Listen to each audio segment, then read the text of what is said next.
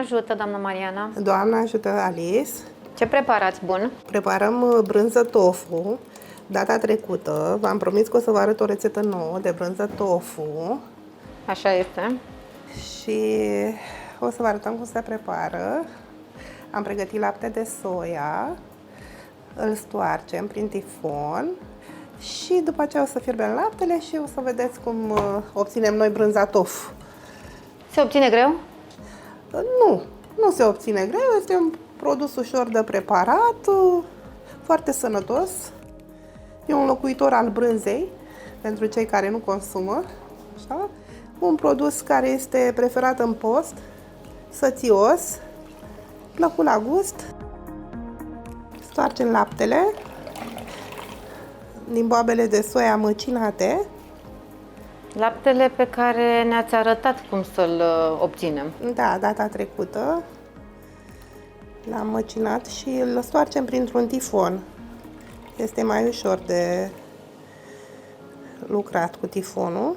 În tifon ne-a rămas o cară, se numește, resturile de la soia măcinate. Laptele de soia este un înlocuitor foarte bun al laptelui. Deci, după cum am spus și mai înainte, nu conține colesterol, conține foarte multe vitamine, fier, calciu, pentru cei vârstnici nu mai spun. Pentru copii? Și pentru copii, da. Nu conține zahăr, este bun pentru colesterol și încercăm să obținem brânza vegetală pe care o consumăm cu plăcere, mai ales în post. Abia aștept să văd cum se prepară. Laptele îl punem la fiert. Cât stă laptele la fiert? Așteptăm să dea în clocot sau necesită mai mult timp de fierbere? Așteptăm să dea în clocot. Așteptăm cam 15-20 de minute din proprie experiență. Am înțeles că laptele de soia conține și o toxină care trebuie bine fiartă. Adăugăm sare. La cantitatea de 4-5 litri care am obținut-o, adăugăm 3-4 lingurițe de sare. O linguriță la litru. Îmbunătățește gustul. Spumăm laptele. Atenție la fierbere că își dublează volumul prin spumare. Trebuie ridicat imediat cum vedem că se umflă. Așa arată spuma. Laptele nostru s-a fiert. Îl luăm pe plită și ne pregătim să facem brânză. Lăsăm cam 5 minute, 10 minute să răcorească puțin. Laptele de soia, din câte am citit și m-am informat, conține coenzima Q10, care este foarte bun pentru circulația sângelui, pentru inimă. Conține fier, calciu, lecitină pentru care e foarte bună pentru memorie. Este un produs ideal pentru cei în vârstă și pentru cei tineri. Și noi o să încercăm să-l consumăm cât se poate de des. O să storc lămâie, da? Pentru 1 litru de lapte o să folosim o lămâie și jumătate, stoarsă, zeama de la lămâie, și o lingură de oțet tot făcut la noi în casă, din miere, mere, chiar cătină și măceșe. Totul este foarte, foarte natural. Totul natural. Am obținut zeama de lămâie și o să încercăm să coagulăm laptele, exact cum se face o brânză normală. Așa, noi avem cam 4-5 litri de lapte, o să folosim 4-5 lămâi. O să turnăm zeama de lămâie. Se coagulează pe loc? Așteptăm 10 minute, ca la brânză normală.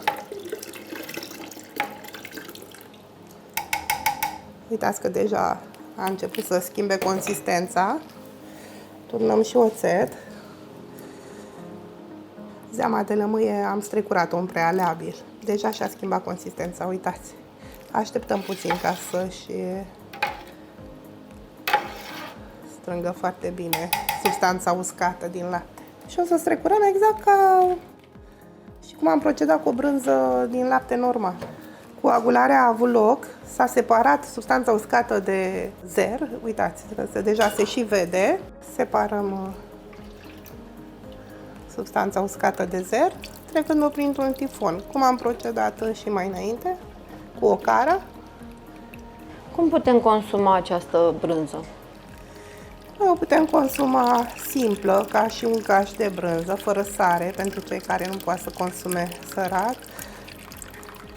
Putem consuma brânza și la saramură, deci putem să preparăm o saramură și pentru conservare, pe termen mai îndelungat. Cuburi, în salate și în diferite preparate, aromatizată cu ulei din plante. În mai multe modalități. Putem să facem pastă de tofu.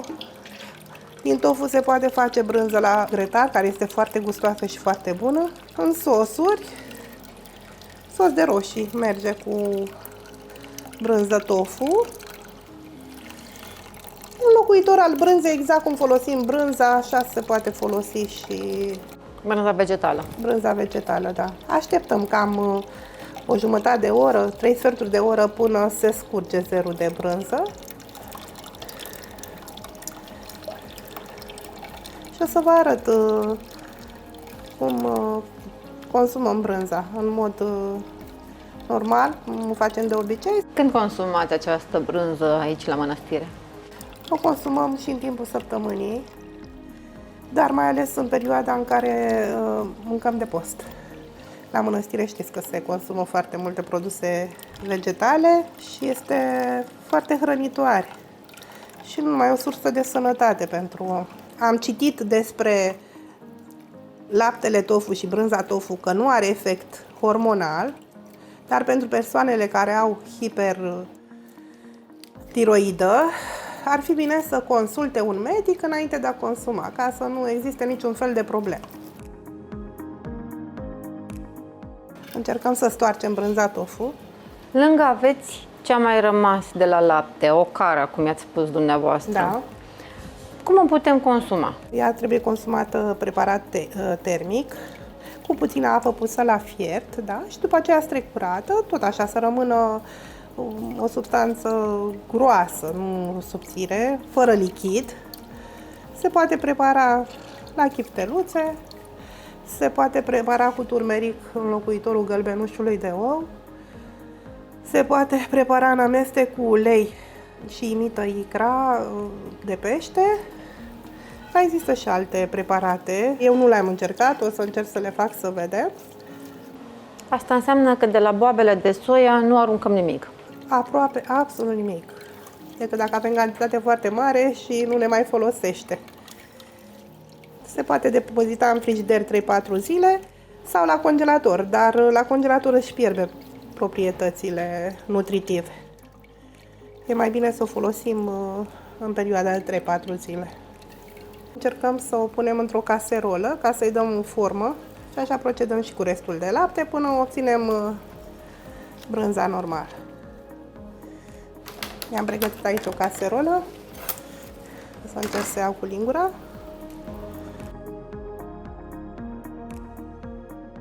La fel procedăm până terminăm tot laptele. Aceasta este brânza care vrem să o lăsăm în mod natural, ca și un caș de brânză.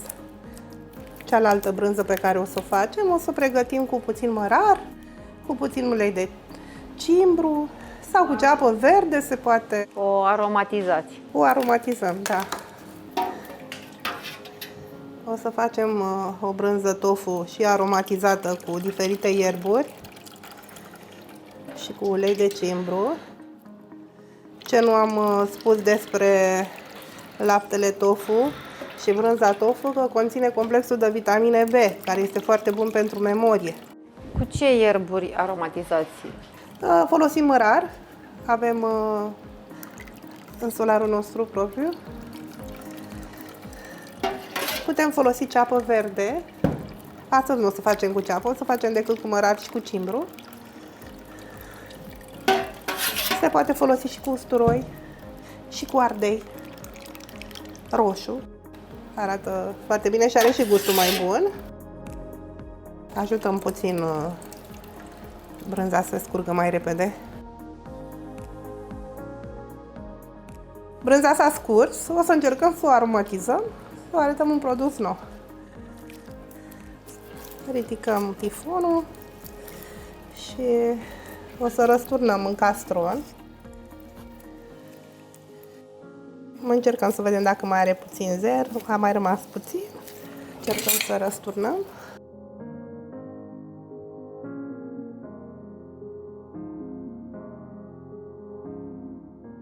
Aceasta este brânza de tofu. Tocăm mărarul mărunt, cât se poate de fin. Avem mărar cules de la noi din solar. Este foarte frumos să te duci în solar și să vezi spanac, să vezi ceapă verde, usturoi, mărar verde. Am vorbit cu o doamnă care ne ajută pe noi la cultivare acolo în solar, să punem cât se poate de multe plante pentru salate. Și pentru aromatizat produsele pe care le produceți, oțetul, Da, uleiul. sunt naturale și sunt consumate fără niciun fel de teamă că există substanțe chimice în compoziția lor. Amestecăm, mai adăugăm puțină sare, ajută la gust.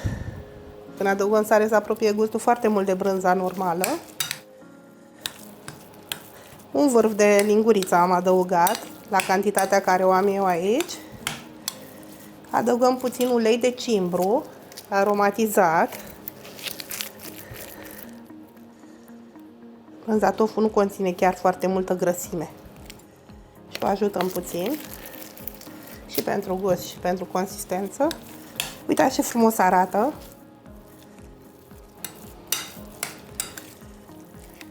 Și miroase și frumos.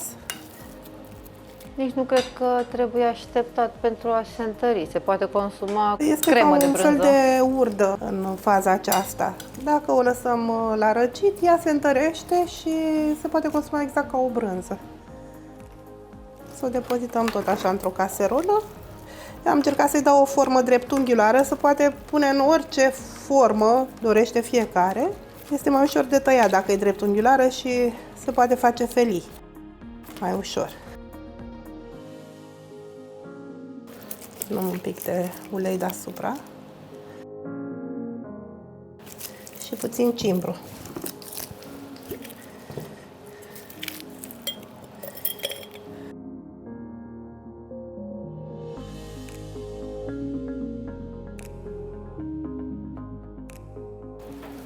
Brânza este gata.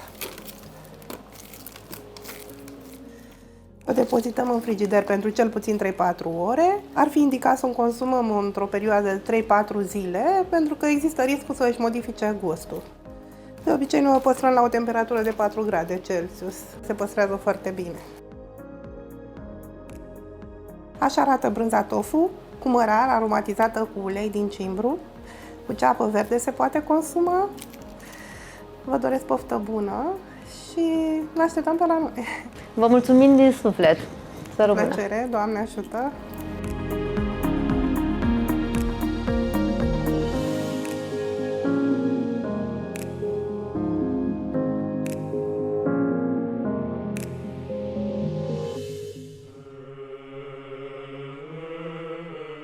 Mulțumim ție, Hristoase, Dumnezeul nostru, că ne-ai săturat pe noi de bunătățile tale cele pământești